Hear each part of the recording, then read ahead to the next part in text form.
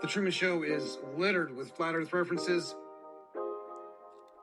Why do you think that Truman has never come close to discovering the true nature of his world until now? We accept the reality of the world with which we're presented. It's as simple as that.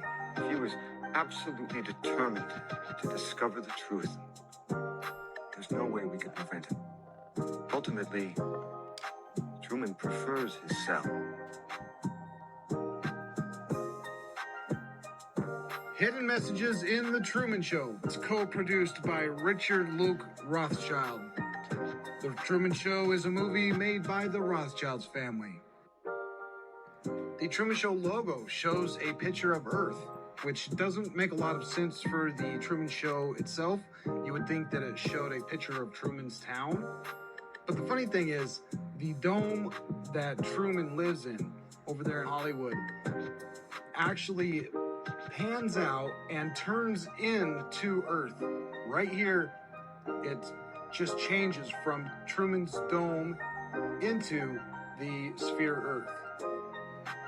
So it seems that the Truman Show logo itself is showing that this is not a story about one town, it's a story about the Earth.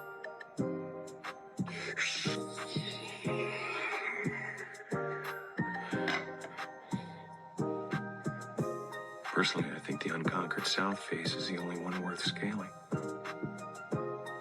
It's a 20,000-foot sheer wall of ice, but that's never stopped me before.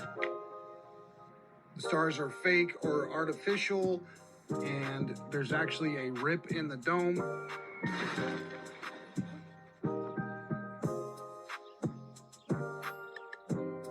Sirius is the brightest star in the night sky. When this star fell in an old trailer, it showed an actual rip in the dome.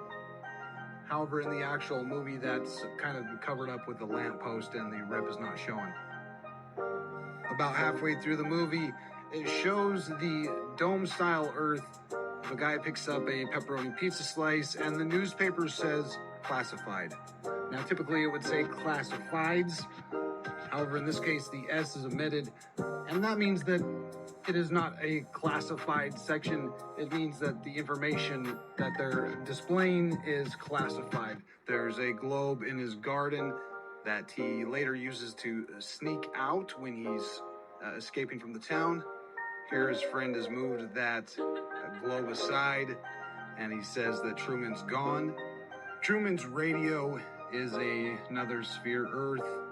He does have vitamin D, which he needs to take because he's not getting any real sunlight. And as we've just seen, Truman's Earth is an actual flat Earth with a dome over it. Truman is leaving in a boat. It's called the Santa Maria. The Santa Maria here is indicative that he's going to a new world. The weather starts out fair, but quickly gets very bad, which is exactly what happens when you sail to Antarctica. They call it the Roaring 40s, the Furious 50s, and the Shrieking or Screaming 60s. And once you get down to 70 degrees south, things start not so windy anymore. But the 40s, the 50s, and the 60s are what's depicted here, and Truman's going through them. There's one more very quick hint that he is heading to Antarctica, where we can see that the compass is spinning. This is something that happens when you go close to the South Pole. Your compass will just spin. So in addition to the bad weather, the compass spinning, once Truman finally escapes the storm, he runs smack into an ice wall. And we can argue that it's not ice here, it's sky, but it would be the firmament then. So he's either hit the firmament or he's hit the ice wall. Now, the staircase here may be a reference back to the very beginning of the movie where he was talking about climbing a 20,000-foot unconquered wall of ice. So here he is, come to the ice wall or come to the firmament, and he has to climb up in order to get to the top of it where he finds the exit. He then exits from the realm, leaves the firmament, and goes to a new world, and takes a bow.